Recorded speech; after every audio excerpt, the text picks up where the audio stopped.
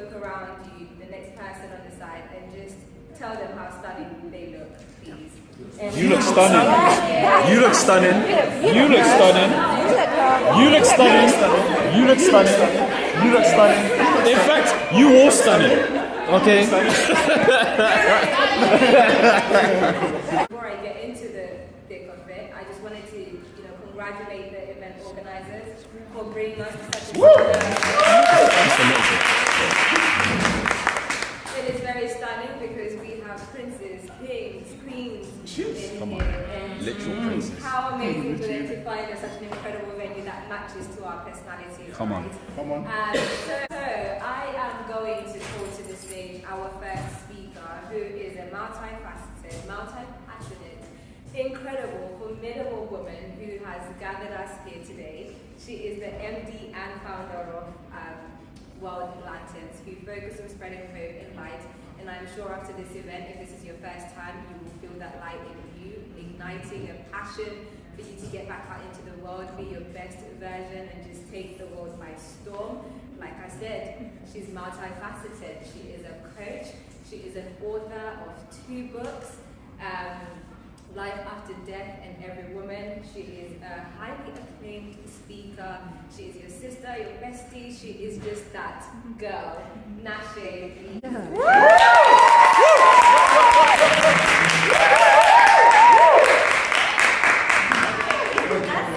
That's you. Oh, wow. Wow. Thank you so much, everyone, for coming tonight. It's tonight now, isn't it? Do you know what? I just want to start off by just giving a mighty round of applause to the Lord Jesus Christ, because if it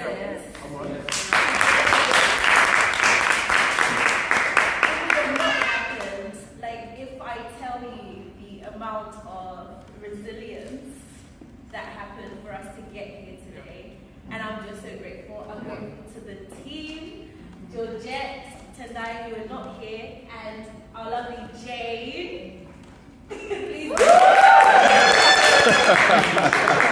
Honestly, this is just God.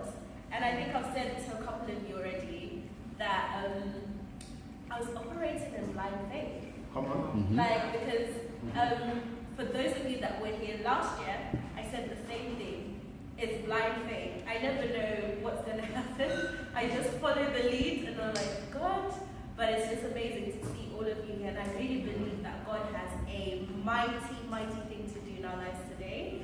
I don't take it lightly that it's our 7th annual conference. On the 7th. 7 o'clock. It's 7th hour. Today I turn 33, which is my Jesus age. I told you. Let me tell you about the spirit of completion that is in this room today. I hear you. Anything that sis. is looming in our lives is about to happen in the mighty name of Jesus. Amen. And I'm just really, really believing that God is going to move and do great things in our lives. So everything that was from almost is going to come to fruition. Come on. So I don't know what it was that was 80% complete in your lives. Today's the 7th of the 7th. It's our 7th annual conference. It's 7 o'clock, and things are about to fall into place. Come on. So, this is us as World Lanterns. For those of you that are new to our platform, I'll just quickly tell you about it. Probably better, but World Lanterns is a community enrichment company, a community interest company that focuses on empowering people to be the best versions of themselves. We believe that no one is here by mistake. We all have a calling, we all have a purpose, and we are the light of the world. Everyone has got a light, and we want to see those vibrations just shining through this world. There's so much darkness, so much turmoil, and so as an organization, our platform is there to bring the best version out of everyone. And so we do that through She's Royal, which is our women's pillar, but we also have community outreach projects through what we call One Act of Random Kindness, One Up, and through that we do prison outreaches, we work with domestic violence survivors, champions. We also work with people that are homeless on the streets and try to move them from the streets, but then actually just being a friend to the people that we come across. Our organization is based on Christian values, but we believe in showing Jesus not through what we say, but what we do, and opening that message to everybody, which is love.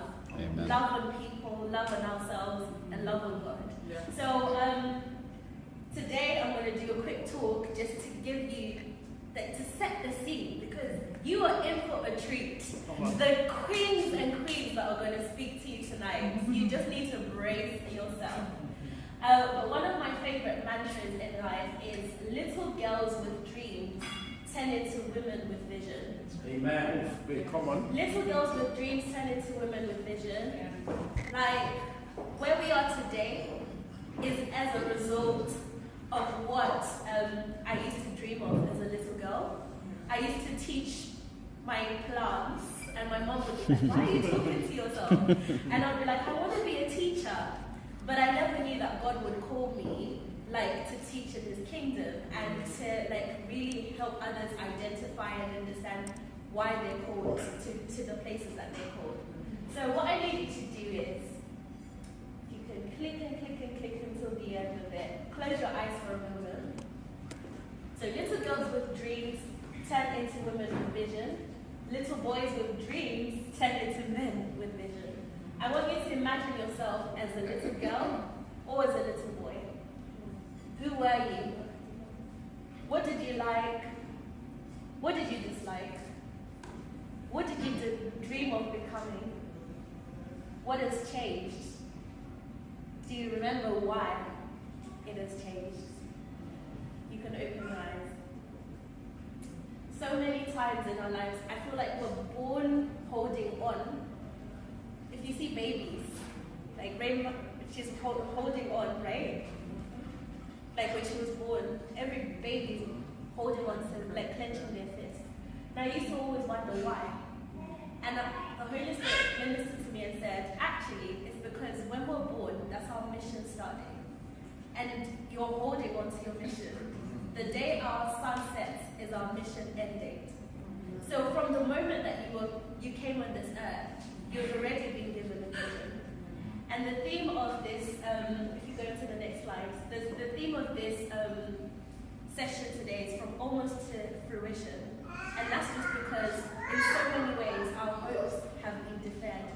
What happens through life is labels are set. You know when you see a little child and they're walking balancing, I've said this so many times, some of you know that this is a broken record, they're balancing on maybe on a sledge. The minute someone shouts out, be careful, what do they start thinking about? Falling. But before that they were carefree. You know, so that's the same thing with us. We were born on a clean slate. Impossible was nothing. But the world started speaking negative things. The world started telling us we're not good enough. The world started saying you can never achieve it. Nobody in your family's ever done this. Nobody in your circle has ever done this. How dare you think that you could put together a conference in the Clermont Hotel in Victoria? Who do you think you are? The world has said all Yeah, something. Some statistics that were there. 79% of women struggle with self-esteem issues.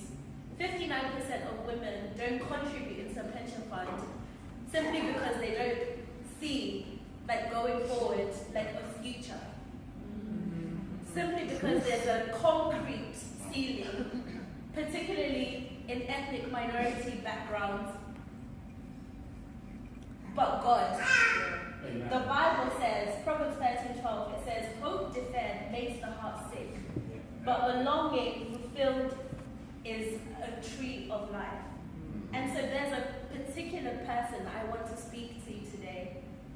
And that person is the one that's been discouraged. The person that has been knocking on so many doors and is tired of knocking. The person that touches the blessing and never quite gets it. I look around, there's kings and queens. You're all leaders in this place, and that can be so discouraging. Why?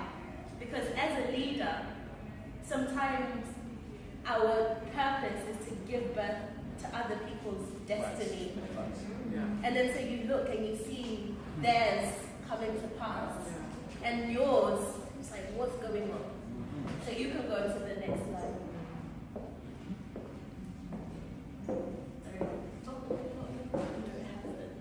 Okay, sorry, go on. It says the secret life of a planter, and that's what I want to talk to you about today. The secret life of a planter. And this is something so personal to me. I don't know where farming is going, because like last year I spoke about farming and the seed. And this year It's your background. the planting. I don't know what's going on, but I want to talk to you about the secret life of a planter.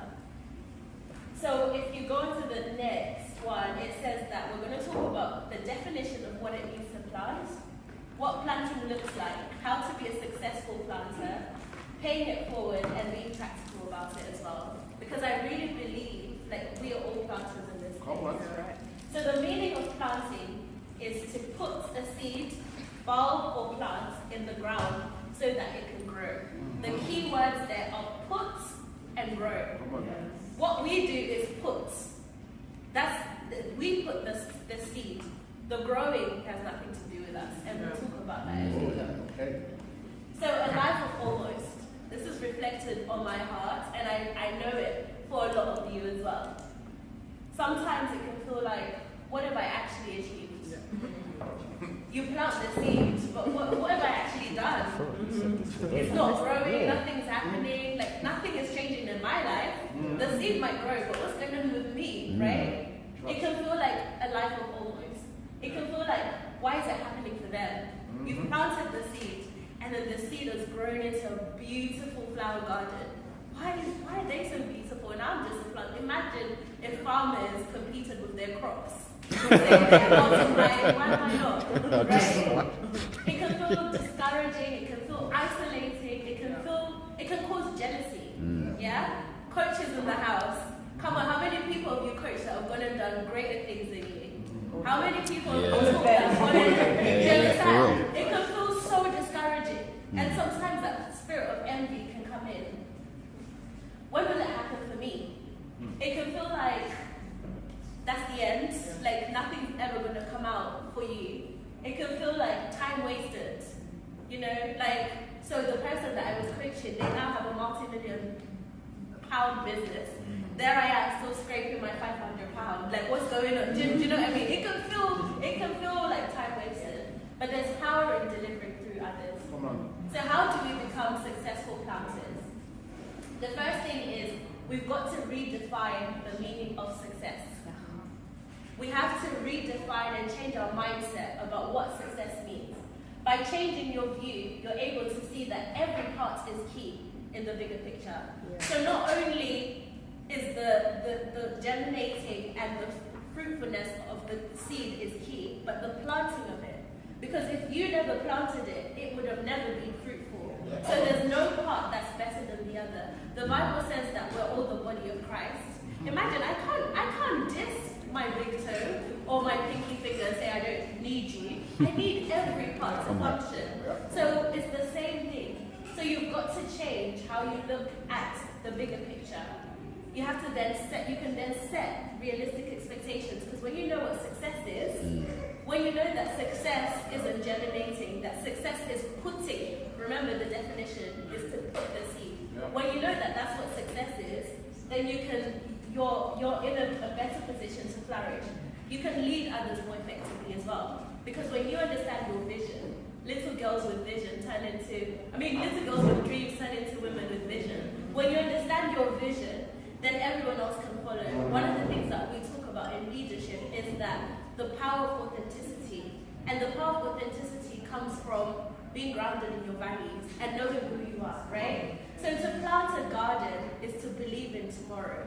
So when you are helping other people, when you plant, when you sow the seed, when you pour out into others, that's you believing in the value of tomorrow. I think as a generation and as kings and queens in this place, there's something about succession planning that we should think about more. So it might feel like for us, I said this to one of my good friends, before. I said, do you know what? I'll drive a Lamborghini. And she was like, what do you mean? I said, I might not drive it, but trust me, the work that I'm doing today, my great-great-grandchildren are going to enjoy the fruits of my labor.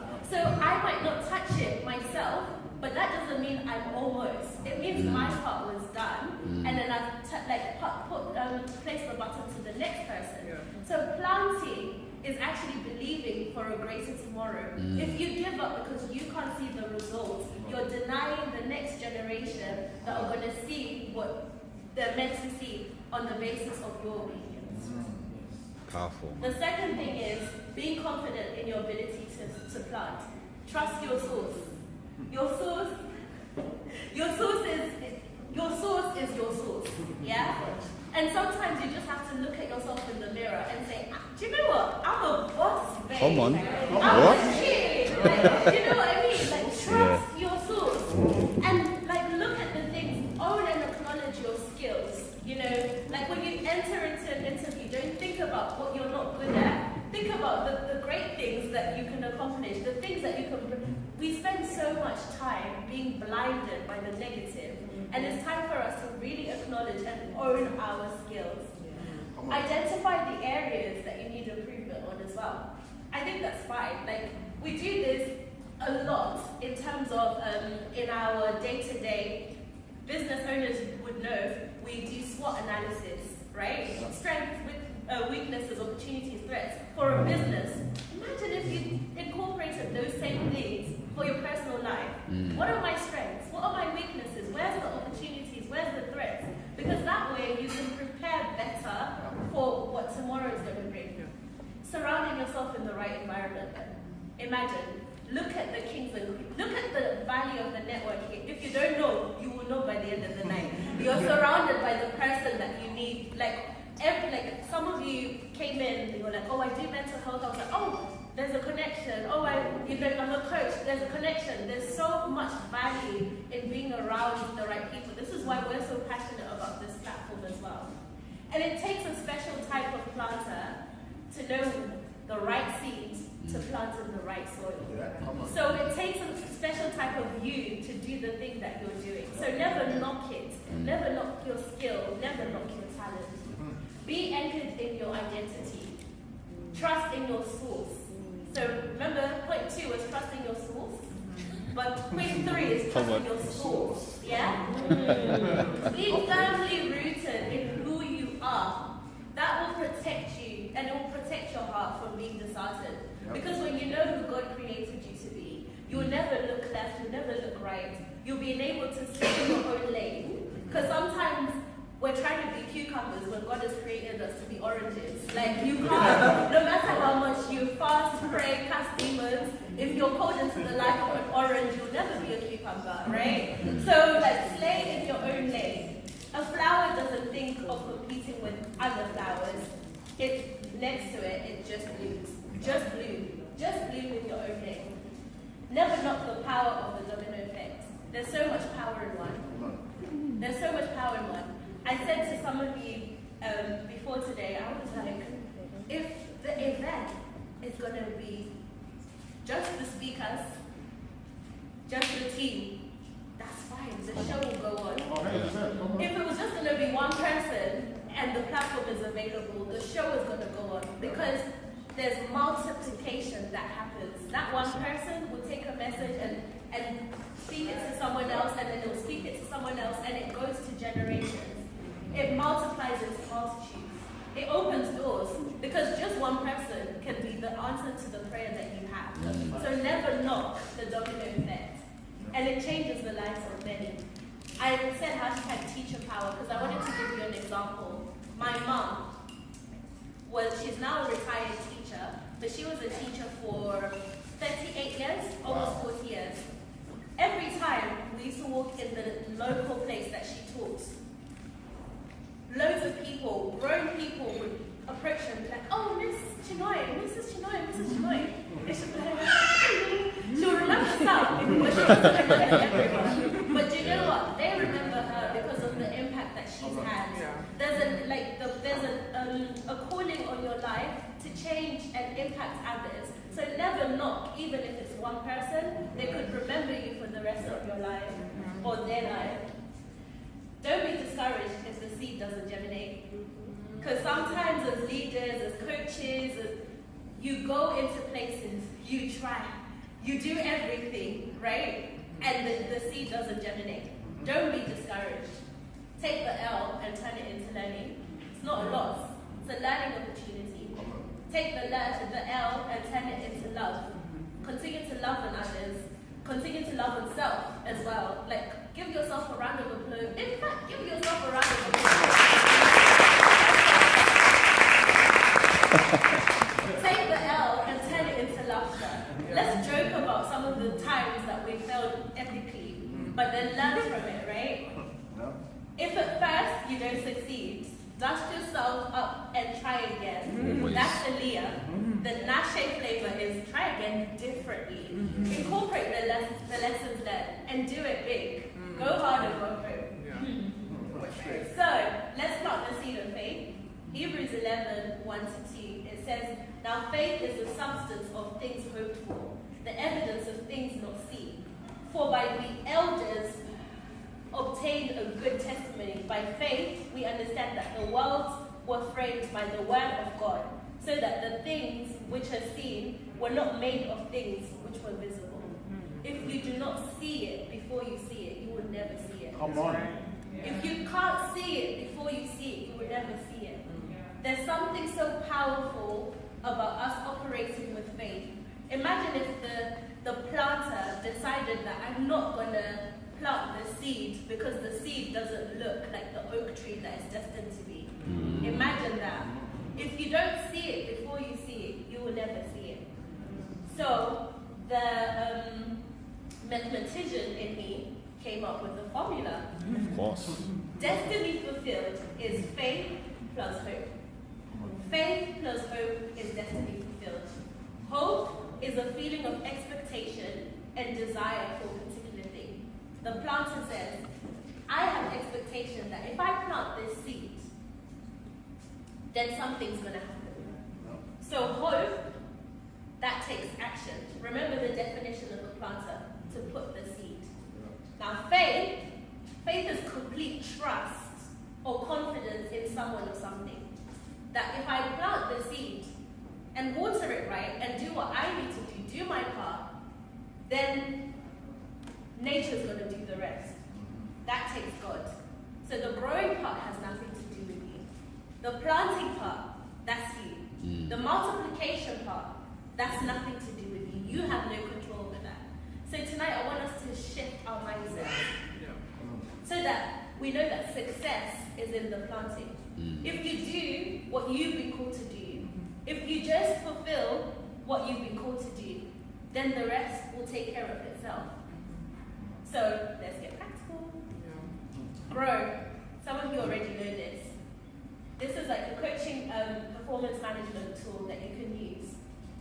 Set your goals. Think about reality. What is currently happening right now? What are the opportunities? What are the obstacles?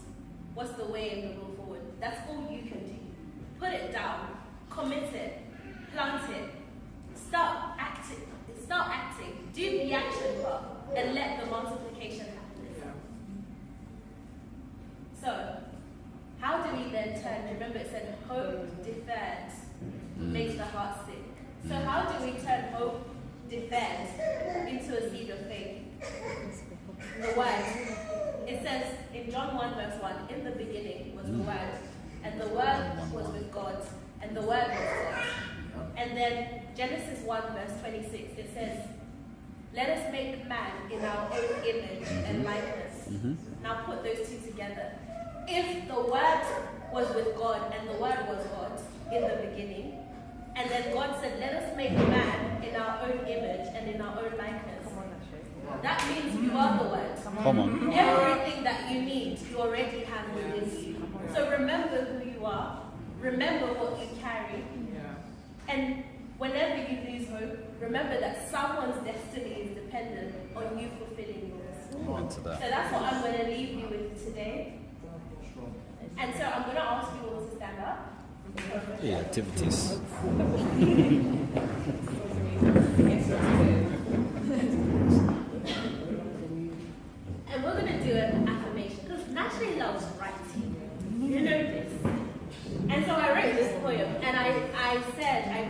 that every year we're going to utter these words.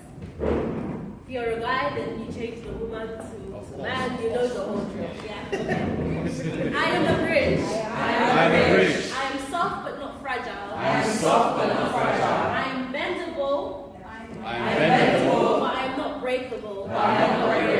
I'm not afraid of the world. But the world should be afraid of me. I am a woman on a mission. I am a woman with a vision. I am a woman that the world will watch in awe and recognition. I am a woman on a mission with a vision. I am a woman on a mission with a vision. She is a lead mentor and a founder at The Notable Woman. She is a keynote speaker. All these speakers have just so much. Honestly, like what Nashe said, if you do not network and you don't get a contact before the end of this event, then there is definitely something wrong. We should talk about that. She's also a psychology student and works in the education sector. She is representing the essence of what a woman is, the purpose and the nature of a woman. And she is our second speaker.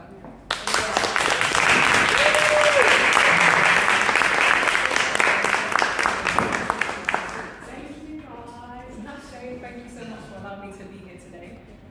Last year I was here, but I was being awarded last year. So being able to come here today to share the stage with amazing women and men who are here doing great things is exciting. Everything that you said, like there's so many things that are in my notes. I'm like, we're on the same page, and I think that shows that there is an agenda today. When it comes to all your purposes, your abilities, your skills, and I'm going to be taking the faith-based approach.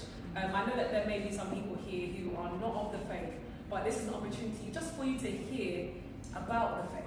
So there's no forcing, but it's an opportunity for you to know that, okay, this is another perspective that I can take. So from almost to fruition, achieving your goals from a faith-based perspective. Now it's key to note that there are different ways that we can have faith. And everything that we do requires a level of faith, whether that's a level of faith for an idea that you have. Some of you are here about to be recognized for a business, an opportunity, or an innovation that you have. It might be having faith to believe that you can make the right choices. Oh, I spoke to somebody today, should I leave that job? Or she had the faith to go and do that. You know, having the faith to believe that, yeah, this is the right relationship to be in. Even faith, can I achieve this? As we mentioned, almost to fruition, you've started something, but can you see it through? Faith, you need faith. And secondly, everything that we do requires a level of faith in something. Whether that's faith in yourself, we all need faith in ourselves. Whether that's faith in a friend or a person, you know, you've got to have your calculations and your risk assessments and stuff. But faith in a person, yet they are finite. Faith in ourselves is great, and this is where Nashe was talking about realistically, and I'm talking realistically, we are finite, we are limited. But then you've got faith in God.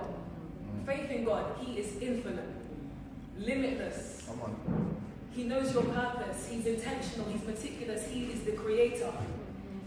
But there's something key to note is that what you have faith in shapes what you expect to see, how much you expect to see it, and whether you'll see it at all. Of course. Let's just sit on that one for a minute. I'll give you an example. Let's say you've planted a tree in your back garden, it's an apple tree. It's been there for 10 years. You have this motivation to be like, I'm feeling for some mangoes, some bananas, some coconuts. I'm going outside to my back garden and I'm speaking to the tree. You're going to produce bananas today. You're going to produce coconuts today. You're going to produce apples today. Because look at the environment. Fruit flourishes here. It makes sense. The sun is out. The soil is there. You should be able to produce mangoes. But what that is a misplaced of faith. And what the emphasis I want to share is that there is a right way to place your faith and there is a wrong way to place your faith. So the question is for you guys, where have you placed your faith? So faith in God is great, like I said, because He is infinite. He knows it all. He's the creator. That means He knows your dreams, He knows your goals, and He knows your purpose. He knows what it is that you need. So where else to go than the one who knows you? So some of you here might be releasing a business or a song or a practice or something. I want to ask the question, just a personal question. I'd love you to shout it out. What is it that you need right now that will help you to achieve your goals? Or what would you say is needed to achieve a goal and to see it into fruition? Money, yeah? Confidence. Strong team. A strong team, belief. You have to see the end goal before you even started. Seeing the end goal before you started. Awesome. And I want you to ask yourself in your mind, where am I going? How do I know I'm going in the right place? And now I want you to ask somebody next to you. This is a nice little interaction. Just ask them, excuse me, where am I going in life, please? You're going to greatness. Come on. 100%. No doubt about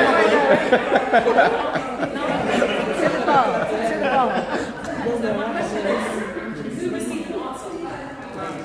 You get an answer? Yeah, of course. it.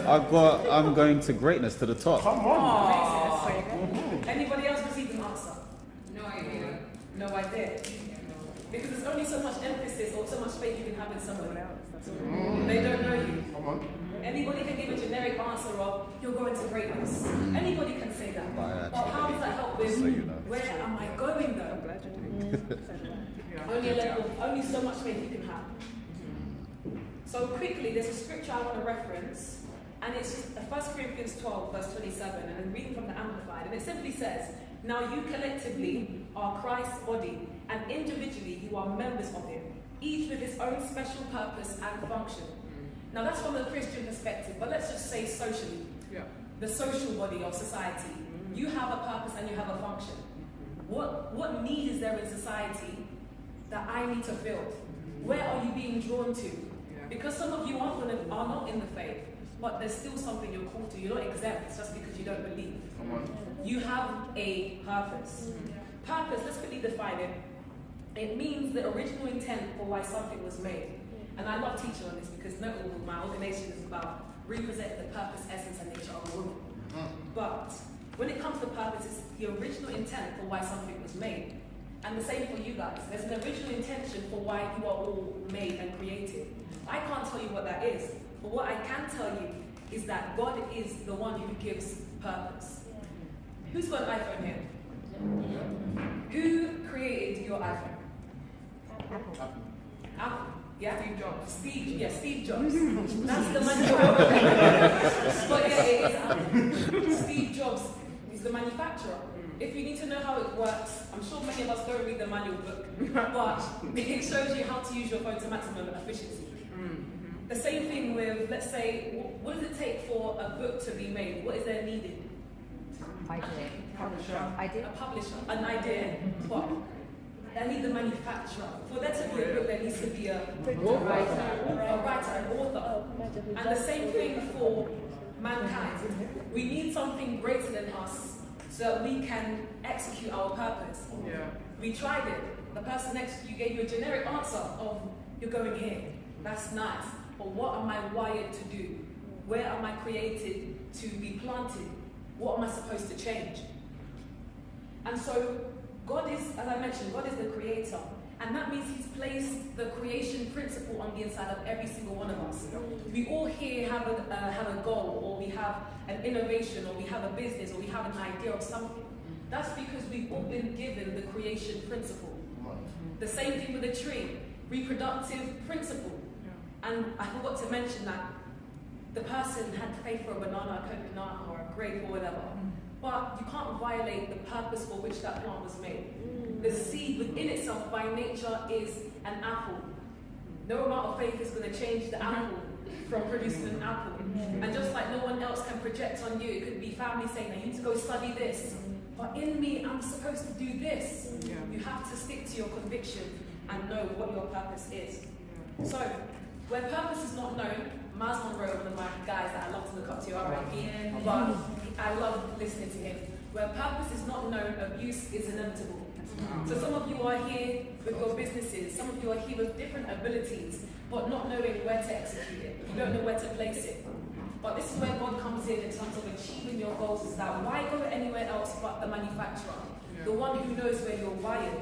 And as we mentioned, there is a right and wrong way to place your faith. I'd rather place faith in the person that knows me, that knows how I'm wired. Mummy only knows me so much. She did a great job, but only knows me so much. My friends, they know me, but they only know me so much. My fiance knows me, but he only knows me so much. But he's a man of God, and God's revealed my purpose to him. So but the emphasis is the faith is placed in God. My faith is not completely, entirely placed on him, because my reality is he's finite. That's right. I'm finite, but God is infinite. So, I want to quickly just use this example. It kind of is on par, but I think it can make sense. So, your job is your skill, and your work is what you're born to do. Some of us are here with work. We've got businesses, we've got drive, we've got something that we've just been created to do that we're trying to release. And ability is your natural aptitude to do something well. It's something that you do with minimal effort. And I want to advise and help somebody who maybe is still deciding, what am I supposed to do with my life? I'm not sure, yeah, I've got this business, but it's not really bringing fulfillment. My advice would simply be, what is that thing that you do so easily with minimal effort? Start there and begin to identify what those things are. But if I could use a quick example of this principle of your job is your skill and your work is your gift, I will explain that. Jesus, if I could use him as an example, does anybody know what Jesus' skill was? Even if it's just general knowledge, do you have an idea? Carpenter. Oh. Carpenter. Jesus had a job. It was his skill, carpenter. But what was his gift? Does anybody know? What was his gift? To lead people to himself, yeah? Anybody else? Another answer? Healing. So many different things. Teaching. So many things. But your work is your gift, and he had many, but the emphasis, his gift was his life. And his life is what he gave. Which means, if the creation principle is in each and every single one of us, we have something to create, which means we have something to give. If the Creator created us because he had something to give to us, and that principle is on the inside of us, we also have something to give. Which means anybody that's told you that you are useless, you have nothing, look at you are shame, all these negative words. The truth is, I have something to give. And as women, your physiology, our biology is to conceive by nature. So if we could trace that to just that goal, that business, that idea, whatever, you have something to conceive, you have something to give birth to. So, as I begin to close, we all have something to give, and that work is bigger than you. It's bigger than us. And that's why you need faith, because who's here, even just been in the job, but you've been broken, you've been shut down, it's like, I can't do it anymore. Don't mind raising hands. We've all been in that position where that thing overwhelms us, where that thing takes over, and you need faith, but you don't even believe in yourself anymore. So what happens then? Do we just stop? Do we quit? Because we do get that. And that's where suicide comes in. And that is a high rate among men and women. So if we can promote conversations like this of faith, it can help to reduce rates. Even if it's just by bringing hope, it's these type of conversations that we can have. So, yes, so we all have something to give, and that work is bigger than us, bigger than you. Yet we have a big God, which is my emphasis. Faith in God to achieve. So that thing that you've almost started to do, and you haven't seen it come into fruition yet, what if you're just missing right placement in the right faith, in the right thing, in the right God, in the right person? What if it's simply that? It's just a challenge of perspective where maybe some certain areas are not going well, you know? And finally, faith is not just about all this success, this bravado, the things that we see. Faith in God deals with areas like mental health. It deals with areas that people don't talk about some people don't talk about when it comes to success. It's how did you get through the challenging times? A lot of people make it to the top. You would deem that as successful. Some of them, where are they now? You know? So faith to achieve so that you can see it into fruition. And finally, to women that are here, what have women been created with? And these are just some things that I want to affirm you with. You've been affirmed, you've been given the ability to create, the ability to produce, the ability to adapt to situations. Any industry you'll find in this world, there's a woman somewhere. Whether that's administration, whether that's keeping things together, you have something to contribute. You also have the ability to nurture and to maintain. Looking at how you are as a woman, we're gonna carry children. And some of us, you can't. Doesn't mean that you're not a carrier. You have it in there. We just pray in Jesus' name, your womb will work in Jesus' name. We also have the ability to house and to hold, to give nutrients, to add, and ultimately to conceive, which is in line with you have something to give. And you're all here because World Lanterns or Nashe, they saw something that you were given to the community, and they want to just affirm you and be like, you're doing a great job. Even when no one's told you. Last year, I thought nobody would see what I was doing. Even though I had different women from different countries, I knew they were doing it, but I was like, no one sees. And then I get an email, you know, to be awarded for my work, and it's like, sometimes it's not about all the accolades, just know you're making impact. And as long as you're doing purpose, you're going to be fulfilled. So, we are relational beings and social beings by nature. Your purpose is not for you, it's for everybody that is connected to you. So remember, don't give up because somebody just needs what you're about to give. So, if I could conclude here, so when it comes to our faith, so 3 things I want you to think about. The level of your relationship with someone determines your level of expectation from them. So if you have a great relationship with God, you can have confidence and assurance that He will come through for you and make a way for you. And you know, when you know somebody, they can slide you into some spots that you wouldn't have known if you didn't know that person. Secondly, if you have a minimal relationship with God, so, you know, your expectations are minimal. And if you don't have a relationship with God, realistically, you won't have any expectations. And this can be translated to friends and family as well. So, my encouragement is, we all have greatness on the inside of us. It's about being in the right environment so that that thing can flourish and that your faith is in the right ground. As Nashe said, where's your source? Or who is your source would be the question. And where have you placed your faith in order to achieve and to see things into fruition? Thank you.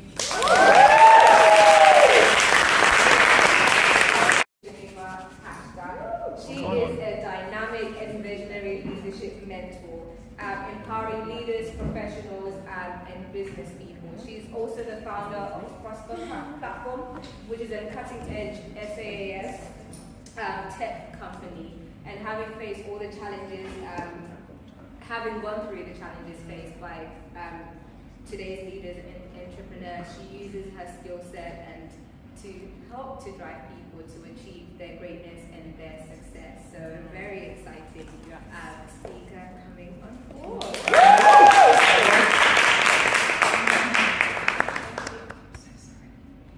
Hello, baby. Oh, wow. I'm also a mother of 4. That's so cute. Yes. Amongst all of those great things, I am the founder of a tech company, but also my passion and my speciality is prospering people. I run the Prosper Platform and also conscious leadership, because there's so many leaders in the world, and we see the state of our world. How well are they leading? Are they leading consciously and with all of our best interests at heart? So I am a conscious leadership mentor as well. First, let me just get a lay of the land. Nashe, I love you. Thank you for having me. Oh, love you. Much like Emirah, last year I was here and I was awarded, and so now it's such a pleasure to be back and be able to speak to you all. God-fearing people, show of hands. We love God? Okay, good. Because that's what we live with. We work with one hand and pray with the other. So my talk is very practical. Please just keep everything that Nashe and Emirah just said in your mind, because it was just perfect to lead on to this very, very practical talk. But I want to open first with a prayer, because I have no permission to talk to you without God first. So if you don't mind, this is a prayer for you, a light within you, and this is what we call the Prosper Prayer. And I want you to repeat after me as well and feel it, okay? So God's peace fills my soul, and God's love saturates my whole being. God's peace fills my soul, And God's love saturates my whole being. God guides, prospers, and inspires me. God guides, prospers, and inspires me. And all whom I brush wings with also become blessed. And all that I brush wings with also become blessed. Peace is the power at the heart of God. Peace is the power at the heart of God. And peace is the power in the heart of me. And peace is the power in the heart of me. I am now filled with the riches of the infinite. I am now filled with the riches of the infinite. All of my needs are met now. All of my needs are met now. And all of the days of my life. And all the days of my life. I do not lean upon my own understanding. I do not lean upon my own understanding. Instead, I look to the living Spirit within. Instead, I look to the living Spirit within. Because I know that whosoever trusteth in the Lord, Because I know that whosoever trusteth in the Lord, so happy is he. so happy is he. And he giveth to all life, And giveth to all life, and breath, and breath, and all things. and all things. And I live in the joyous expectancy of the best. And I live in the joyous expectancy of the best. I let go now. I let go now. And permit the infinite riches And permit the infinite of riches the divine one of the divine one to open up new doors to open up new doors for me and let wonders happen in my life. for me and let wonders happen in my life. So it is. Amen. So it is. Amen. Thank you. Okay, so today I'm talking to you about, and I'll be honest, I'm talking about launching and maintaining a six-figure business. Now, when Nashe asked me to speak on this topic, I was like, babe, because it's nice to earn six figures in your business, and it's nice to be able to say that you have a six-figure business. How much of the six figures do you take home? Anyway, that's another conversation. But also, what it takes to build and maintain a six-figure business is a whole different kettle of fish. Some people say they got a six-figure business, they made six figures since they started 8 years ago. Some people made six figures this month. Okay, so it's a term that goes around a lot, six-figure business, but what does it actually mean? And what does it take to make a successful business? What is the initial foundations of having a successful business, whatever it looks like to you? Be it 6 figures, 7 figures, or 3 figures, or talking to one person, or selling one product, what does it look like to you? How many entrepreneurs do we have in the room? How many aspiring entrepreneurs do we have in the room? Not that round. Yep. Alright. I like the young entrepreneur in the back, I see. Okay, so if I was to start all over again, these are the 7 steps that I would take. It just so happens to be 7, Nashe. Come on. Wow. That's to lay the foundation of a successful business all over again. I've run multiple businesses as well. I've been an entrepreneur since 2006. I had my first child when I was 16 years old and started a business straight afterwards. I've done nothing but that, but failed since. Multiple businesses. I've had brick and mortar businesses, online stores, I've had global businesses, women's networks, tech company. Yeah. Okay. So I would identify a profitable business idea. So if you don't already have a profitable business idea, identify what one of those might be. Okay. There's lots of people saying tech and AI, and this make us feel really disorientated from what is going on and where we fit. But there will always be other things that people need. No one's leaving their house without shoes in this day and time. So there will always be something that people need, whether it's this futuristic stuff or it's the practical things. Think about how you would identify what a profitable business idea is if you don't already have one, okay? So how do you do that? Research. So research any market trends, what customer needs are, listen in social media or on the buzz in the street and find out what people's needs are. People are always complaining about what they don't have or what they need or what they wish there was or what they wish was done better, okay? Identify any gaps in the market or any unreserved areas, things that people, this is good, it needs to be like this. Since 2020 till now, everything has been this is good, but we need it in black. So there will be a black people version of everything. Okay? So there's always a gap in the market, look for the gap, okay? Brainstorm your ideas, and what else? Step 2, market validation. Okay, so if you do have an idea already, assess the viability of that business idea. Sometimes Now, I don't know about you all, I am an ideas mill. Every single thing can be a business idea, right? And my daughter, Heavenly, who just ran as well, is also like that. And I'm like, Heavenly, have some problems. Not everything must monetize, okay? That's good, but keep that one for yourself. Yeah, I know, baby. Trust I me. Where was that? Step 2, market validation, assess the viability. Now, sometimes as well, we think we have a great idea. It's like, you research and you're like, yes, it doesn't exist. It doesn't exist because it doesn't work. It doesn't exist because someone tried it and failed, or there's some legal stipulation. So make sure you do more than like the first page of Google. Like, do a good deep, and find out the viability of that, okay? And then test your ideas. So speak to people, share it with people. One thing amongst us, especially black people, I'm sorry to go there again, we want to hold everything supremely close to our chest, but it means that we can't test because we're scared of being wrong. Not for no reason, we get wrong, because we're very creative, all people are very creative, but we don't want our ideas to be stolen and that kind of thing. But don't be afraid to like use polls and surveys and things like that to let people, you know, give you some idea, because you think you know, but you're not the consumer of the product, and you might not be your own target. So, get some research done, okay? Boom. Step 3, business planning and strategy, okay? Develop a comprehensive business plan. Now, saying that can sound quite intimidating. Who's ever written a business plan? Yeah? Who's still writing their business plan? Always. It's iterative. Yeah, exactly. It's just it's like, Evolution. Business plan will never finish. No. And sometimes by the time you get through it, you get back to the beginning, it's not even the same idea. By then. So business plan is a working document. Don't be afraid. And there's no set way to do a business plan either. I think people think that has to be done in this formal way, like you're going to bring it to the bank, bring it to investors. It works how it works for you. So if it looks beautiful like this, this is your business plan. If it looks like PDF and formal and things like that, that's your business plan, okay? As long as it's got everything about the plan and the business on it, that's your business plan. Okay? Define your business objectives and target market. Simple. Create a marketing and sales strategy. Again, that's another thing that can sound really complicated and really formal.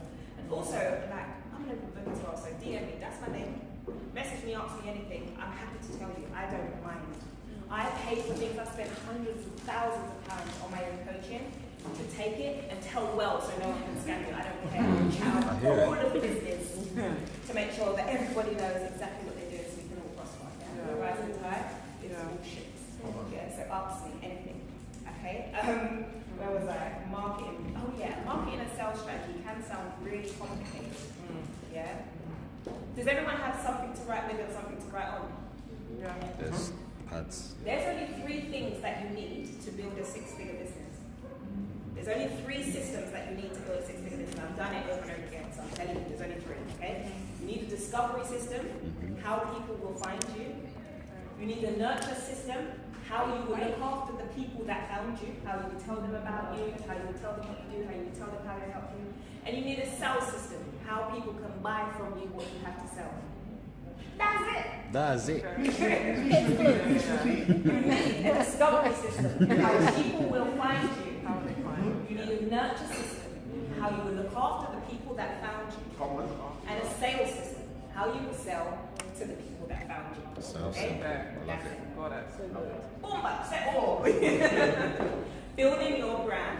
This is usually where people start. I'm 4 steps in. They want a logo. I want a logo. I'm telling you. Yeah? So craft a compelling brand story and mission. Now, who knows what a story brand is? Or a brand story? Yeah? Yes, yes. So, what is your story brand? Most people now, I don't know if you've ever heard of hero's journey, anyone? Yeah. Most people make themselves the hero in the journey. So it's like, oh, there's a hero, they've got a problem, they're fighting a monster, lesson, it's not you. You are not the hero in the hero's journey of your business. Your customer is. Okay.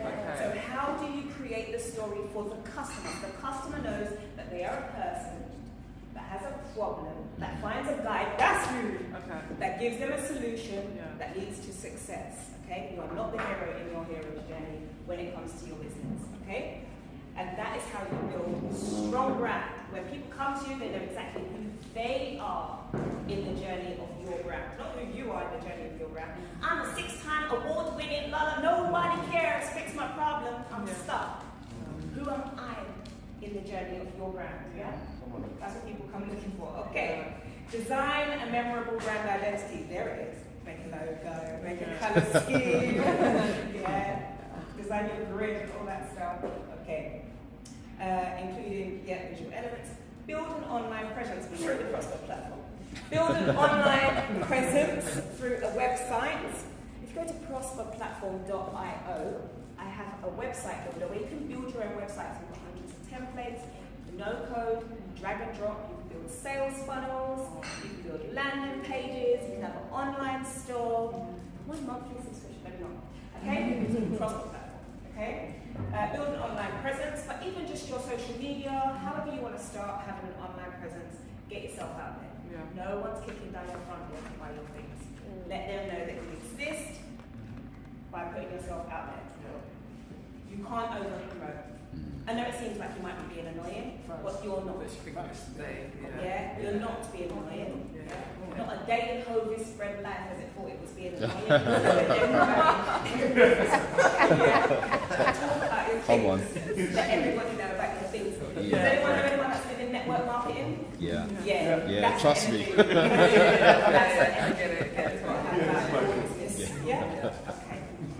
All right, well, step 5, setting up your operations. Yes, important. Okay, so make sure that you choose the right legal structure for your business, okay? So Nashe said that World Lanterns is a community interest company. I know that Paula Perry, my sister over here, has a community interest company as well. My company is a limited company. What works for you? You might have a charitable business, you might have a social enterprise that works for you. You can have assets locked in your business where you make such and such, but 70% is locked and it goes back to the charity. You can't touch it and the rest is you. So look into what kind of legal structures you want to have for your business, okay? And you can already have been trading before you do this as well. You can already have done, this is why it's on step 5, you can already have done all the things because you can get all that far and you don't even want to do that anymore. Or you want to change it up and you legally register it. So this is why it came here, yeah? So now you know that you love your stuff, you love your logo, your colour scheme, your business works, and people want it, and people let you know that it's great, register it. In the very beginning, if you know that you love it, you can do something called a popping copyright, right? Where you put all of this information and then email it back to yourself, or put it in an envelope and send it in the post back to yourself and never open it. So if anyone does teeth your idea before you trademark, ask now I know. If anyone does try to teeth, I'm going to trademark this thing right now, tomorrow morning meeting. If anyone does try to teeth your idea, you just give that sealed envelope to the judge and they say, you have this idea first. It's yours. Okay? That's not what I've done. I trademark my things. Alright, well, where was I? Choose the right legal structure for your business. Establish financial systems and processes. I made money today. It's not you are worthy of so much more than I made a sale. Plan to make money in your business. Plan. What is your monthly goal? What are your monthly income goals? What is your annual income goal? Break it down to the day. How much do I need to make each day? I know my £300 a day to make 100 grand. I've made £300 a day every day since October. As I stand here and drink, what did you drink? Gin and tonic. 300 Well, definitely. I planned for it. Yeah? So plan, make your financial goals. They don't have to be no lavish goals either. They don't have to be 6-figure goals. But plan to make money in your business, okay? And then set up the necessary technology infrastructure. Yeah? So cash in hand is nice, but also people want to be able to trust the way that they can exchange their money for your goods and services. So make sure that you have legal financial institutions to exchange your money, PayPal, Stripe, whatever it may be, your bank, you know, we're not cash apping and stuff like that. Like, there's nothing wrong with it, but you know, Professionals. Make sure that you've got the make sure that you've got what you need. Okay? Well, step 6. Am I good for 10? We've got 3 minutes. Hey! Step 6. Sales and marketing. Okay? So identifying your target audience. So developing a buyer persona. Does everyone know what a buyer persona is? Yeah. Yeah, like the person that you want to know. She's this age, she lives here, she earns this, she target them. Implement effective marketing tactics, content marketing, social media as I mentioned. Measure and analyze, and then step 7 is scaling your business. With all of this foundation in place, I'm not going to tell you 6 figures, and I'll tell you why. And Emirah said it because I don't want to limit you to 6 figures. Come on. Come on. Big one, wow. Yeah, be open to 6 figures and more. Be open to everything and more. So I'm not going to tell you 6 figures. I'm going to tell you whatever it is that you see, double it, yeah, and then scale your business. So plan for growth and scalability. Yeah, explore opportunities for expansion. I just came back from Cannes. I was up 8 o'clock in the morning on Amazon Port doing yoga. Wow. I didn't do yoga until 8, 9 o'clock at night in Spotify party with Rihanna. I'm Come not on. bragging, I'm just saying that's what I was doing. Whilst, you know, my children at home and FaceTime at the same time. Yeah, you got to make sure that you're out there looking for opportunities for growth and expansion. Now my calendar is full, clean into Q2 of next year. Just for the networking I've done in 5 days of Cannes, yeah? So make sure that you're getting out there, you're talking, you're annoying people with your business, yeah? That's it. And then build a team or outsource to handle your increased demand, okay? So to recap, what did we do? Brainstorm. Yeah, step 1, we identified profitable business. Step 2, Market there. yes, please. Market. Step 3, Sales system. yes, business planning. Step 4, Building your brand. yes, you did. You built your brand. Step 5, Design a memorable brand. we set up operations. Like that's what I'm saying. Yes, set up operations. 6, Sales and marketing. sales and marketing strategies like that. Yeah, and then 7, Scale. grow, baby, scale your business. I am Shenuma Kashta. Come on. Thank you very much for listening to me.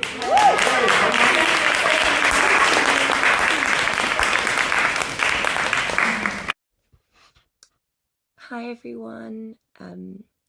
It is my absolute pleasure to still be able to be with you in some way today.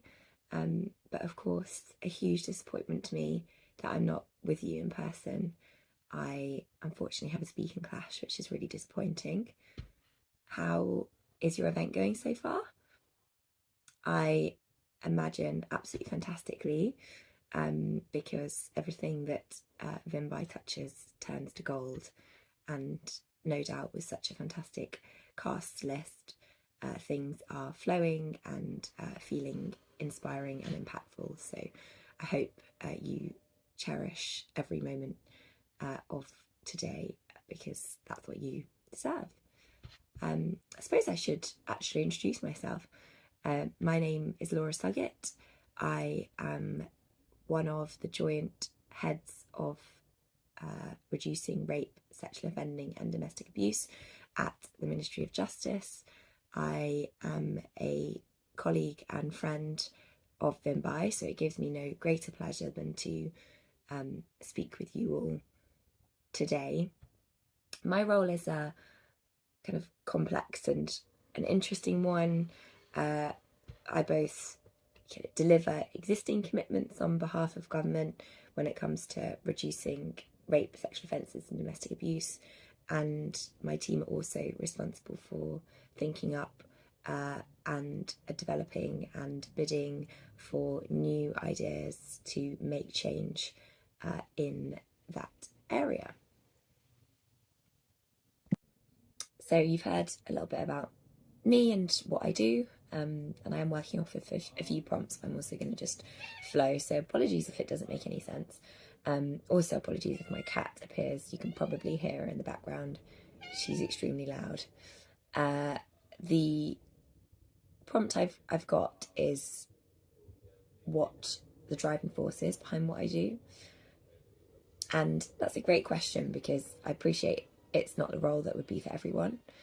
It can be really tiring. It can be extremely difficult to work in an area where it feels like there's so much to achieve, as there is with reducing violence against women and girls. But for me, my kind of driving force started way back, kind of as when I started government. I suffered two very personal bereavements, two very personal losses, and that instilled in me a real sense that I wanted to do something that was really impactful and purposeful, and I've sought out, and that would have a lasting legacy of change for the world and making the world a better place. And so I've sought out those roles, and I've been really lucky to build a career in government over the past 6 or 7 years, which to date has culminated in the role that I do now, which has been an absolute privilege, if extremely challenging at times. I started in government on a graduate scheme, but I definitely didn't get straight into my dream role.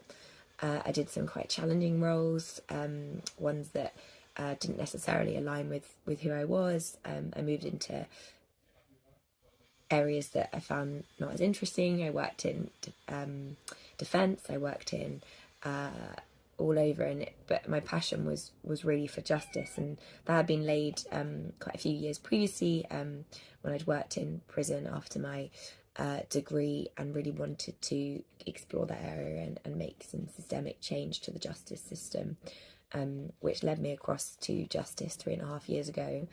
And it was really by kind of making sure that I was really clear about what I wanted to achieve and advocating for that, that I developed into the role I have now. I sought out opportunities to work in the reducing violence against women and girls space outside of my day job, and I also advocated for a huge expansion of that team and kind of an increase in importance of that area. The cat is here to join me. She wants to say hello.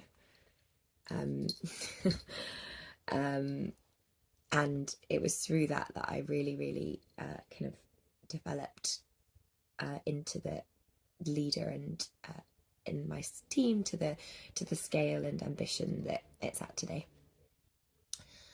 My next prompt is about building trust with my team as a leader, and I think that was something that didn't come overnight, and I think actually knowing that and honouring that was one of the things that I found to my greatest benefit, because whilst you can ask people who are kind of within your team to do things for you, you can't force them to trust you. And I think for me, the biggest thing there was being really clear about my values and my integrity. So sticking really close to what I believe to be important in a leader, which is kindness and curiosity and inclusivity, and not allowing those to dip in the face of kind of external pressure on delivery. I think by being really true to those values, I hope for my team it's given them a level of consistency that they can expect from me, and then through that that they can then trust. That the same goes for the senior kind of leaders and characters, political leaders, officials, civil service leaders that I engage with day to day. Building trust with them, for me, worked in much the same way as building trust with my team. People want to know that they can get what they expect from you, and that you'll kind of deliver what you say you will, and applying those same values of kindness, curiosity and inclusivity has stood me in really good stead through all of those interactions. I think one of the other kind of key bits to talk through is motivation and success, which are really difficult, because success is no single thing. It can look completely different to all of us. For some of us it can look, like having that perfect kind of balance for us between work and home. For some of us it can be achieving that next promotion. For some it can be kind of hitting a personal goal and feeling secure and content, and arguably all those things are no less valuable as success.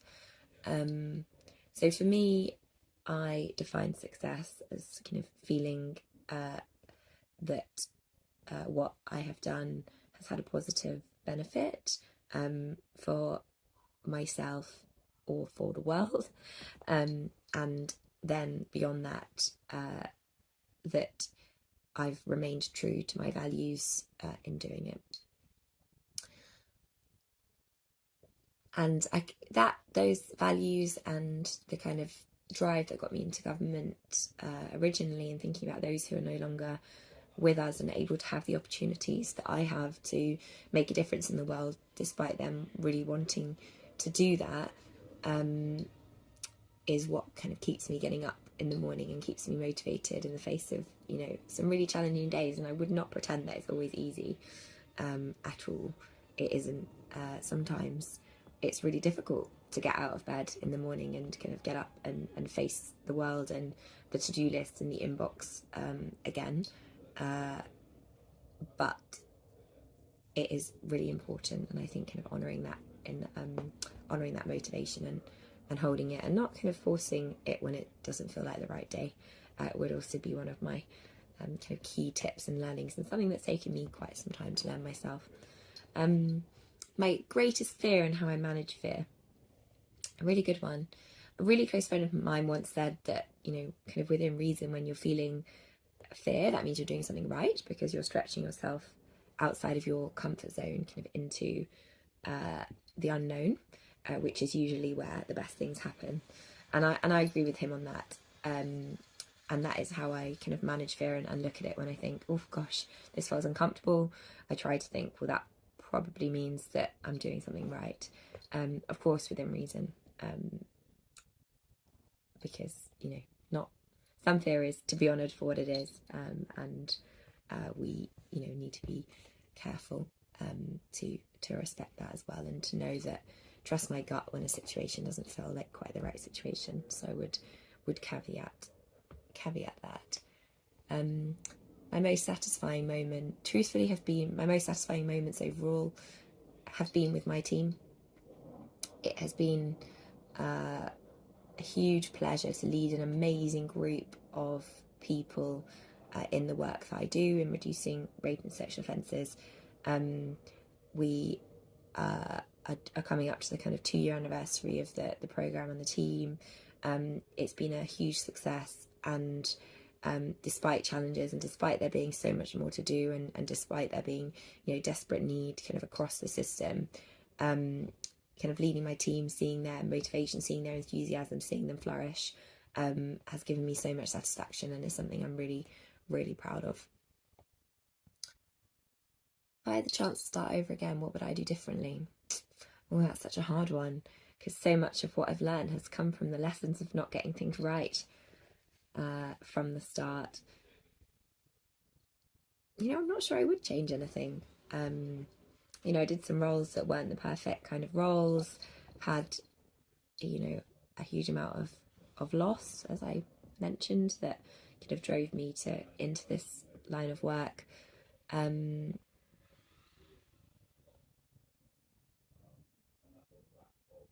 But I think starting again,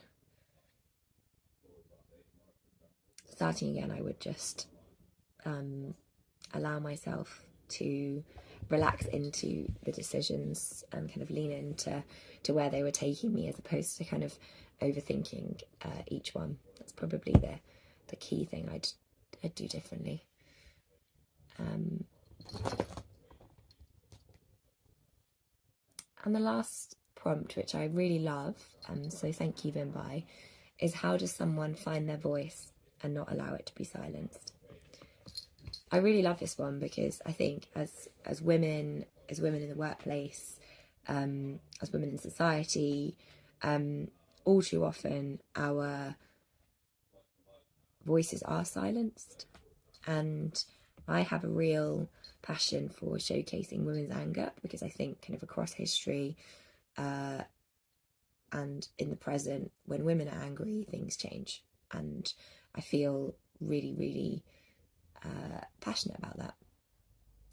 And I don't kind of take it lightly that it doesn't always feel easy. to reclaim our voice in the world, especially as there's some places and some people who have benefit in keeping that quiet. So I think for me, and I don't claim to have all the answers on this by any long stretch, I was initially very much knocked back in the expansion and level of priority I wanted to afford to reducing violence against women and girls, and the current role I do. And I was told that it just wasn't a priority and that it wasn't important. But I didn't believe that, so I wasn't going to give up. I just kind of sat tight and thought, okay, so you're not the right person for me to influence, but I'll try somebody else. And I kind of quietly kept working away in the background, kept making those challenges, kept putting the bids in, kept taking the opportunities, and I didn't give up. I didn't sort of blame anyone else. I didn't kind of, keep kind of trying to push people who weren't going to support me. I found the allies and I kind of built that support around it, and that collective power became impossible to ignore. And I think that's a real lovely note, hopefully, to end on in the context of an event like today, where you're surrounded by people who are wonderful and who are going to likely be allies, old friends, new friends, friends you didn't even know you had yet around you in the room today, who may be just the right ally that you're needing to support your voice in the endeavour that you're trying to drive forward, and not being afraid to ask for that help from others, because collectively we're stronger than we are alone, would be my key final takeaway. And my cat is just doing a backflip off the sofa, off camera, which you can't see. But on that, I'd like to end my video today, and I just want to say, I hope you have an amazing experience that is harmonizing and brings you together, and also helps with that individual reflection. There's something I don't make enough time for, so you're already winning by taking this time to do that and focus on yourself and your development. And I really look forward to hopefully joining you at future events. The MVP to this day. The P to the MVP. And now the M is missing as well. What I will do is start putting chairs out in the hopes that they will come. But I will start to introduce them. We have Michael, who is the M in MVP. He is an executive coach and the author of not only one, not only two, not only three, but 4 best-selling books. He is a freelancer and a speaker, and he is also the founder of Mastery Group, which is all about personal development for working professionals, so they can thrive in their portfolio careers. So we're going to be taking everything. The B in MVP is Mrs. Nashe here, or Vimbai, depending on how you know her. She's already had her introduction, so I'm going to let's get straight through to Mr. Free Your Mind himself, who is a transformational leader, author, prison facilitator, and life coach. And he supports people who struggle with becoming their best version of themselves. Now, I have been privileged enough to see all 3 of you speaking, and I can tell you that you are in for a treat. Because, whoa, so, what are they going to be talking about? I don't know. It's a very good question. Yeah, but we are also going to look through his lens. This event is for women, but as women, we have to be supported by our community, and that community reflects on the gentlemen. So we are having a discussion and seeing things from his lens. Well, welcome. Do you know what? The funny thing is, we normally do this online. This is our first live mini talk, so I don't even know where to look. Yeah, honestly. So For me, there's something about never leaving our men behind. So it's great that we can gather as women. Hi TJ, hi Jay. My nephews are here. It's great that we can gather as women and empower each other and support each other. But we don't make 100% of the population. And for us to thrive in this world, we need to know how we can relate to each other as women, but also how to relate to others, to the men as well. So I'm so privileged to have my brothers on stage with me, always. And so this segment is called Through His Lens. Ruth, you're going to have to let us know when our time is running out. You're on 40 minutes. Okay, so, but I'll ask a couple of questions. However, please use this forum to also ask questions as well.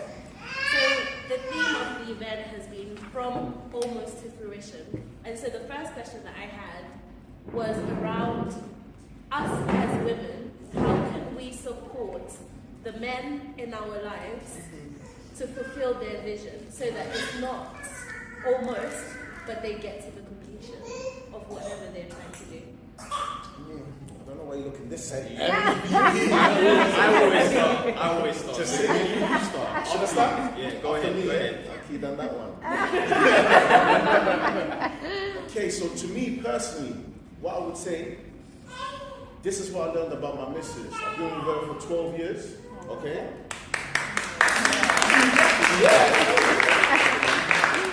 I've been with her for 12 years, but only married for 2 years now. And I realized in the beginning, she always wanted to be there for me. Now, don't get me wrong, you can be there for me, but it's more important for you to be there for yourself. Because when us men are down, and we feel like you can't hold us down, this is when you can have your missus, but you're looking for a queen. Does everyone get me on that one? Yeah. You know? So what I would say, in a simplified version, you have to love yourself first. And don't wait to find a man to love you.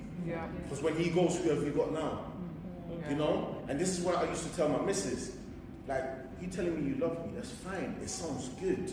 You know, like Emirah said before, where's she now? She's still in the room, Emirah, she gone? Okay, like she said before, people can tell you something, it's nice. Yeah, you can get to greatness. But if you don't believe in it yourself, it's still wasted. So with me, my mission was for her to love herself fully, so that I know when I'm down, I don't have to go and look around. You know, it took time. But as I always says, it's a marathon, it's not a sprint. So to me, it was more about her being there for me emotionally. Because you know us guys, we always like to act like everything is alright. Even if it's not alright. I'm one of the guys who would never know if I'm stressed. But inside, I'm boiling. I'm moving mad. But what I do, I just, flash my gold teeth and say, everything's alright. Everything is alright. Why are you worried? Not knowing that I'm hot. I'm sweating, but I'm just doing a little swab here. So, to answer your question there, emotional connection has to be there, man. We see a Just a quick question. What does that look like on a day-to-day? Because we say this, and I want to be there for someone, but what does that look like practically? So where it is, this is a great question, first of all. It shouldn't be a thing where it's just boyfriend or girlfriend or husband and wife. You have to be friends. It's not a thing where you come home or how was work. What do you mean how was work? You know what I'm saying? What happened while you were going to work? Like, I tell my missus, I was driving and I saw one girl I nearly crashed. And she's like, what are you doing? You can't be crashing. You know what I'm saying? So I'm very open, jokey. She knows that, oh wow, okay, that's how it is. But if I was in a relationship where we were open each other, I'd just be like, work was alright. I can't even tell her that I looked at another girl and that she cracks jokes with me. So now you see that things will just be very, So, don't be looking at other girls with me. Close your eyes. I close my eyes while I'm driving and that.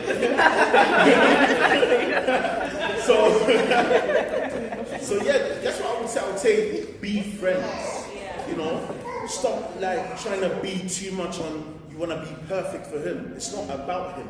End of the day, it's about yourself. And once he sees you flourish, trust me, as a man, I'm telling you, connection will be wild. Mike, it looks like Michael. Sorry. We're in the comment. I have to talk. It's all good. It's all good. Yeah, no, there was a lot said there, and I think for me it comes down to helping me help you. I think that's really important. So that requires a level of faith, a level of trust, a level of hope, you know. And so there has to be this genuine sense that we're partners in this. We're doing life together, you know. I'm not trying to leave you, you're not trying to leave me. So there needs to be an element of real care. So to go back to your question and to answer that, do you truly, genuinely, deeply care for this person? You know, it's hard to really do that for somebody else, you know. And that's the question you need to be asking yourself. And so with that level of care, I think that comes down to two things. Quality time and quality communication, okay? Sometimes there's, you know, well, usually in some instances, one's doing more than the other. But really that comes down to trying. What effort are you actually showing in order to create that quality time and that quality communication? What does that look like? Okay, quality communication, very simple stuff. Genuinely ask them how they are doing. Don't just say it as a habitual thing. How's your day, love? Oh, did that happen? Okay, tell me more about that. You may be so tired of hearing the same story. You hear it again and again and again, but let them express themselves. I mean, sometimes we position it as women are the ones who are always expressing themselves, but men express themselves too. Okay? There's a balance of male and feminine energy. So it goes like or hand in hand. When it comes to the whole quality time thing, it's not just going out and having fun and having date night every week. That's great stuff. But do you guys eat together? Come on. Do you sit down and pray together? Come on. Do you do these things together? Of course, and to me this is romantic. It may not sound romantic, but the reality, you know, it's romantic.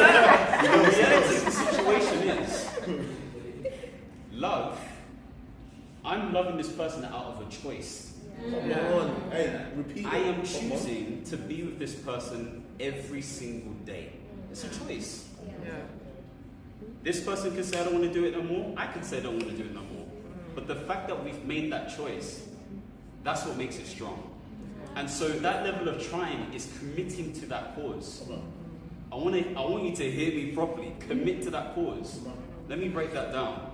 When you commit, there is a level of love, care, discipline, all of these different things that go into making sure that you achieve X goal. This goal being that you flourish within this relationship. When you've got a cause in hand, that is matters of the heart. Do you understand? And that's something that resonates more than just for and everything else. This is something that is powerful by nature. And so just really to round it off, in order for my woman to help me be the person I need to be, it's just doing those basics right. I call it etiquette. Basic relationship etiquette. And if you stick to quality time, quality communication, and have those things in mind, you've got a good recipe, you've got a good foundation at least anyway. So hopefully that kind of answers that question a bit. It really does, but I'm going to expose both of you now. Because we had a round table talk. Because we call it the black table because it's a black table, right? And we were having a serious conversation with their partners as well. And one of the things that, as women, we were saying was, you've spoken about quality time and quality communication. Now, sometimes you guys don't be sharing what's going on in your mind. And we're trying to help you, you know? But how do we help you if we're blocked out? So let's talk about compromise. I need more information. I'll tell you why. Yeah, of course they're But the reason I say this is... So in times of turmoil, I think that's the conversation we were having. That you could be distressed because you've got an end goal in mind. Our role, as Emirah said earlier, is we're the helpmates. We want to help you. But you're focused on trying to get to where you're going and you X us out of that. Why does that process happen?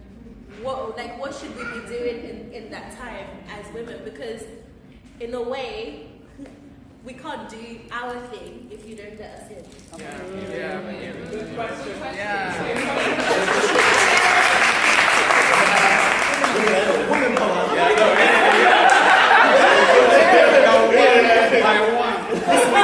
All mankind I now. know what you're going to say. I already know what you're Michael going to say. said, "Go on, Prince." I know because he said he was ready. Yeah. Okay.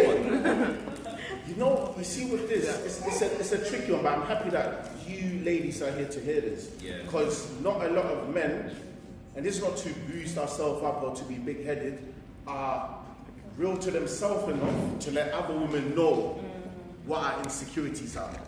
So I would say, when times like these happen, you feel like you want to get in, there's a time and pace to tackle the moments. You know, for us men, there's a time to be still. And the time when we try to be still, there's, are you okay? Are you okay? Are you alright? Wow! Babe, I'm good, you know, but you don't look good. Are you sure? Hey. You know, so it's a thing where, you know, if you can see your husband, boyfriend, the guy just sitting there, he's a bit stressful, right? To all my faithful women in faith, just pray for him. I'm telling you. You see, my missus, what helped the most is she was praying for me at times I didn't even know she was praying for me. And when she was telling me later, she was like, you know, when you came home and your high was a bit off, I let you be. Because with us guys, where it is, once you have your little half an hour, you realize, I haven't even spoken to her. I haven't even asked how she's feeling. So then I come up to her and I'm like, right, are you actually all right? Yeah, oh, you're ready to talk now, yeah? You know how you get attitude.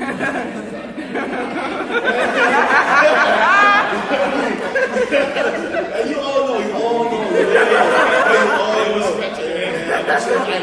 I'm having my time now.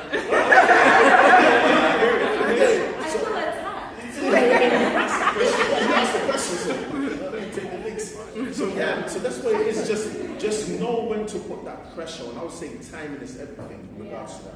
Just to conclude. Yeah. Question. So how are you supposed to read your mind? I knew you were going to say that. No, I'm just wondering. It's a very good question. Because how am I supposed to know that it's like that time to leave you alone? You know, that should be playing in the background. I love that. You see, that's the case. When it comes to that, it's about asking the right questions. Like, babe, do you need time for yourself? So I realized with my missus, I always take my own examples. She never asked how I was feeling. It's always the, yeah, or you're not talking, oh yeah, she felt attacked for me not talking. Not knowing that I know no matter what it is, I've got this regardless. Because see it as this, us men are the heads here, and you women are the neck. Once their heads just let loose, you lot will panic within, you might not show us. So imagine a man just panicking and be like, hey babe, you know what man, I didn't pay rent. It's gonna be mad. You know what I'm saying? So with us now, we don't know. This is why I say faith it till you make it. And I had to go through it a lot of times. I didn't know how we would get to paying rent next month. Like when my missus was pregnant, for example, yeah, and she thought I had it. I came home with confidence. Yeah, of course we got the money for it. What are you talking about? You know, I'm texting my friends. Just borrow me 500 quickly. But I'm in here still, you know. So this is what it is. It's like just to ask the right questions. Babe, I'm going to give you a bit of time for yourself, and then once you go to me and come back, I want to talk to you about it, though. You know, so I would say that's what helped me a lot. Yeah, I mean, you've said it all. To be honest with you, I think for me it's about. So I see my role, as in me personally, as creating a safe space. You know, that's how I see it. Some may call it psychological safety, some may call it, you know, other stuff, but that's how I see it. And there are certain things that we just need to be cognizant. We, as in the collective you within this room. So there may have been times where maybe your man, you know, needed you, and you quite deliberately did not show up for whatever reason. To you it may have been a minor, but to them it's a big deal. So maybe they fed onto that energy, and it's been like, actually, yeah, I don't feel safe in this environment. I'm not looking to talk right now. That's the first thing. Maybe. Second thing could be related to what Prince is saying, is positioning. how do you position your sort of like questions or your care or whatever it may be? So again, it's difficult because it depends on where you are in your relationship, but you should know your person. You know, really pick up on behaviors, cues, patterns. Like, look, I'm not trying to be crude here, but we all have our cycles and patterns. As men, we know not to disturb you when it's that time of the month. Yeah, we have to keep it nice, clean, all of that kind of stuff there. It doesn't mean we're different outside of that, but we know we have to put in extra effort and care. Otherwise, it's going to erupt. Yeah. I saw that pattern in my relationship. You know, every time there was an issue, it was during that time I was like, I'm making a schoolboy error here. And I patterned up quickly, you know. I guess the third thing to say about that comes back to what was said before, which feels like a theme within this whole thing. There has to be a bit of faith, a bit of trust that things are going to work out, and trust your man to do what they're doing. Now, there's a caveat to that, because there are some men who say, yeah, I'm going to do it, I'm going to do it, I'm going to do it, and then there's no accountability. So yeah, you're in your right to be held as an accountable person, but it comes back to that level of position. How are you asking the questions? When are you asking the questions? All of these different stuff. But as long as it's rooted in care and you know that you have something genuine, your man's not going to see you doing wrong. If anything, they're going to appreciate it. And they're going to reciprocate and come back and say, hey babe, I know you were trying to ask X, Y, and Z. This is how I was feeling. You know? So that's how I'd answer that question. That's amazing. And so I'm going to conclude before Ruth kicks us off the stage. But I wanted to just say, I'm actually going to advocate for you guys in a way. But I'm going to take it back to Esther, right? When Esther was tasked with saving her whole lineage, right? She didn't just turn up and go to King Xerxes and was like, my guy, like, you know, what's going on? Your friend is trying to kill us all off, etc. She used tactic. She prayed first. She fasted, not alone as well. Alone you go fast, but together you go further. Like what Laura said, more voices are always more powerful than just the one. She gathered her tribe. They prayed, they fasted. Then she fed him. She gave them good food. She gave them good food. Then afterwards, she made known her plea. So I think sometimes as women, we are emotional beings, and that's our superpower. But it's always understanding when to use it and how to use it tactfully to get a result. Even in the workplace, like, I ask them these questions. It's not just based on relationships, but it's we encounter men constantly, right? But it's how you use tact to get what you're looking for, to get the end result, right? So I think there's just something in there about positioning yourself with them and also your heart posture. Like, why are you doing what you're doing? And like going with that as well. So let's learn from Esther when it comes to that question. Yeah. And but sorry, just to add to that, I know you're going to say thank you. I know, tell me And just to add to that as well, this is a very strong point because I have a few mentees that are females, yeah? Know when to say no and know when to step back. Yes. Just because you've been with someone for 5 years doesn't mean that you have to stay there. You know, there are so many people that are dying internally just because they don't want to look like, oh, their relationship is moist in front of their friend. Exactly, you know what I'm saying? Like, there are so many people that are just chasing clout now to look like their relationship is big. But I'm saying there are so many men that act like boys. Just because they're taking me out of that doesn't mean nothing. Everyone's got a credit card now. Let's be real, you know what I'm saying? So what I would say is, for you ladies, most important thing, make sure you put yourself first. Make sure you stand your ground. That's what I told my missus all the time. I said, listen, even if it's uncomfortable for you, tell me you don't like it. This is the one thing I don't ever want you to lose. If you don't like something I'm doing, tell me. But don't sit there and just hard face, like, no. You know. So that's what I wanted to leave you ladies with as well. Stand your ground and know when to walk off. And fly. First love yourself. First love yourself. Fly. Thank you guys.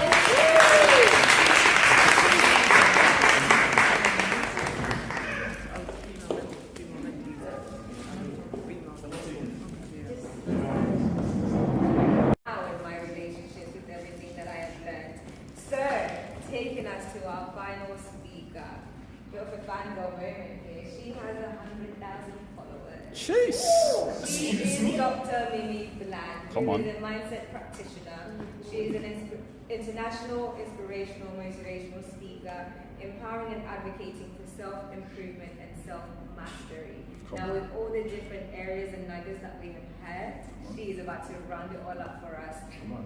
She has the ability to identify and see the true inner qualities of people, which allows her to connect spiritually and vibrationally with them to realize their true potential. I'll go back with the vibration over here.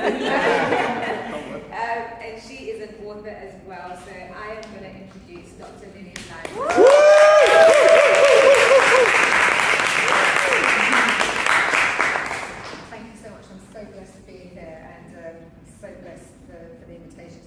Listening to speakers, phenomenal speaking, phenomenal words of wisdom that have been spoken over you. But I just wanted to say that I do have a little bit of a different belief system, and my mindset is a little bit different to what most people see the world. So all I want to say is that any words that you hear from anyone here this evening, and especially myself, what resonates with you, take. What doesn't resonate with you, just completely ignore. Because we're all on our own life's journey. I don't know what's going to come through me this evening. I didn't prepare anything. I just asked God to speak to me through me. So I'm just hoping something will fall. But something that's really important to me is know thyself. Know and understand thyself. Because when you know yourself, the truth will set you free. And this is something that I've really found in my life. From suffering from a very young age of a lot of physical, mental, and emotional abuse, to really feeling such a disconnect from myself, asking God, why would this keep happening to me throughout my whole life, then abusing myself for many years. I really wanted, as a young child from the age of 4, to eliminate all pain and suffering from the world. And then I realised that the world is actually perfect. We're not perfect. So one thing that I understood that when God was speaking through me is that we are the creators of our own creations. And sometimes that seems hard to hear and understand. But nothing is happening to you, it's actually happening through you. And when you understand that, then you can start learning to master yourself and take back control. Because it doesn't matter what is happening externally to you, it only matters what's happening internally to you. Because you are the creator. God isn't external to you, and I know we use the word God and it's got so many different meanings to it, but God is energy, it's power, it's love, it's who we are. We are all liquid love. We were made in love and we will die in love. And the problem that we have is that we have edged God out, which means our ego has taken over. And all that means is that when we were created whole and complete. We were born perfect, whole, complete, limitless. We can do, be, and have anything we choose. So what happened? What happened? We actually fell apart from ourselves.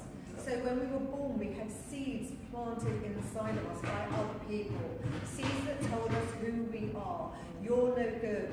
You can do this. You can't do this. No, don't speak. Speak. Walk. Don't walk. And over time, we lost our whole connection with ourselves. Now, I have 6 grandchildren, and I watch them. And from the moment they get up, life is a gift. It's a mystery. It's exciting. And I watch them get out of bed in the morning at 8 o'clock or 6 o'clock or 4 o'clock. Run downstairs and they go through the cupboards and they find the cereal boxes. And today we're going to be a robot. Tomorrow I'm going to be an astronaut. And I watch them with so much joy in their lives. But that's who we are, and we have just lost the connection to ourselves. We've become so cynical and so negative and so miserable because the world is planting those seeds in us, but we don't have to accept them. We can reject them. You can reject anything that anyone's ever told you. And years ago I didn't understand that, so I absorbed everything people told me that I was. You're dirty, you're disgusting, you will never be nothing. You're only here to serve a man. Be quiet, don't speak, stand in the corner. And then I realised that actually I kept hearing these messages from God, and God was saying, that's not who I told you you are. You are a daughter, you are my daughter, you are made in love, you are worthy, you are limitless. And that's when I started questioning, well, if man and people are telling me this, but God's telling me this doesn't feel right. and this does feel right. And then I understood about our emotions. Why did God give us our emotions? Our emotions are our internal satellite system. They teach us, they show us where to go. When you feel good, that means you're in alignment with your higher self. When you feel bad, that means you have edged God out. You are believing what other people are telling you. So your emotions are your compass. They'll always take you back to base. You know, I really believe that we are spiritual beings having a very human experience. We chose to come here.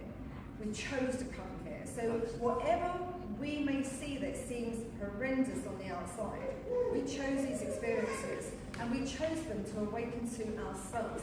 So all of life is for us to find ourselves. When we are teaching us for us to wake up. It's not about other people. It's for us to wake up and to remember. So the words that we say to others, they're the words that we need to hear. We were just talking about relationships. And I believe that the relationships go wrong is because we're looking for other people to fulfill us, to fill the voids inside of us. Where really God's saying, you fill your own void first. Because every single person is a reflection to who you are. So if you meet somebody and they're being mean to you, or they're being nasty to you, or they're not treating you right, what are they triggering inside of you?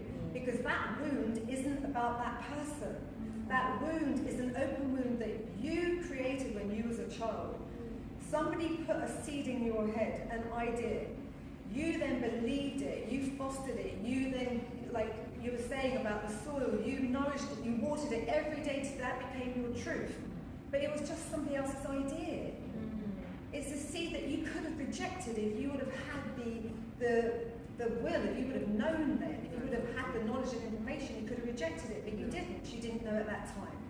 So, but now you do know, and now we're adults, and now we get to choose. We have 24 hours every single day to wake up and to choose. Who do you want to be today? You know, we talk about life purpose. I believe that our life purpose is to live a joyful life experience. I believe that, you know, we are here to manifest and to have anything. You know, when we're looking externally for God, God isn't out there, He's within us. Our breath, He's closer than our breath, He's in our hearts.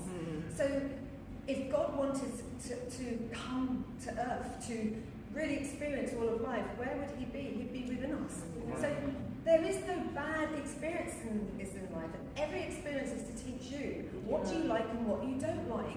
If you meet a person, a man or a woman, and there's 10% you like, but there's 90% you don't like, then that's showing you what you want in life. Well, I want someone that's more loving, I want someone that's more compassionate, I want someone that's more kind. If you're in a job that you like, we're not meant to stay in things we don't like, or they don't give us joy, or they don't help us to grow. But we do, because we get stuck in relationships or with families, and we think, I need to pay the mortgage, I need to stay with this person, I have children with this person.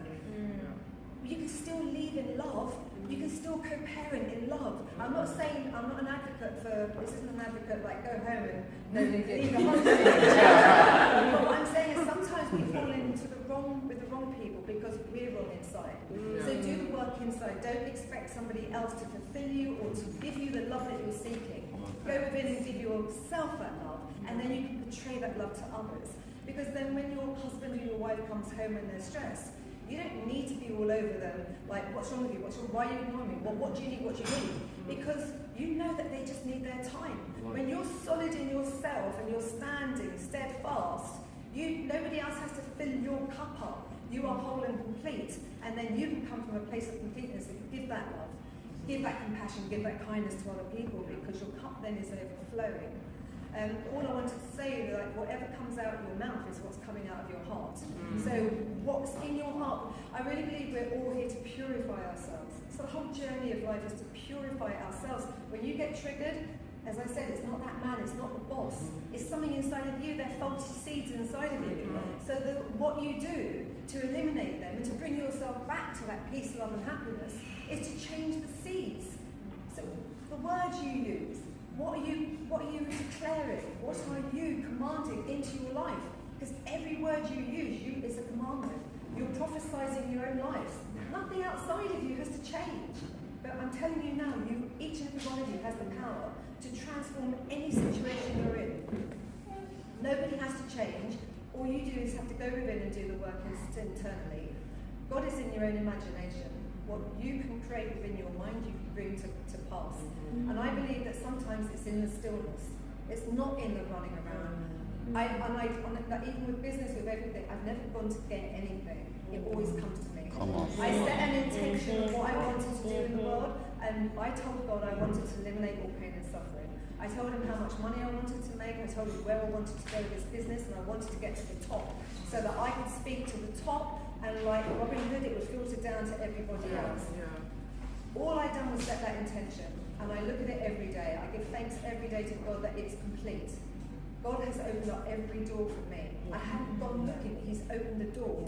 And if you move and if you make the move, do it because it's in alignment. Most people are running around making decisions and they're in their heads, but they're not in their hearts. So when you feel, it's time to move, that move will open the door and it'll be the right seed, the right person will come to you. So all I'm saying is, we've already spoken tonight about faith. Faith is to know thyself. Faith is knowing that fear is just false evidence appearing real. It's not real. There is nothing externally that can hurt you. When you have faith in yourself, when you know that the divine God, the energy, love is working through you and to you, you are exempt from fear. There is no war, there's no COVID, there's no nothing that can touch you. You could walk through the battlegrounds, you would be exempt. But you have to have faith, you have to believe. When you have faith and when you believe, you can move mountains. It tells us in the Bible. Have I not said that ye are gods? We are gods. And the only person that has to believe it is ourselves. Thank you so much.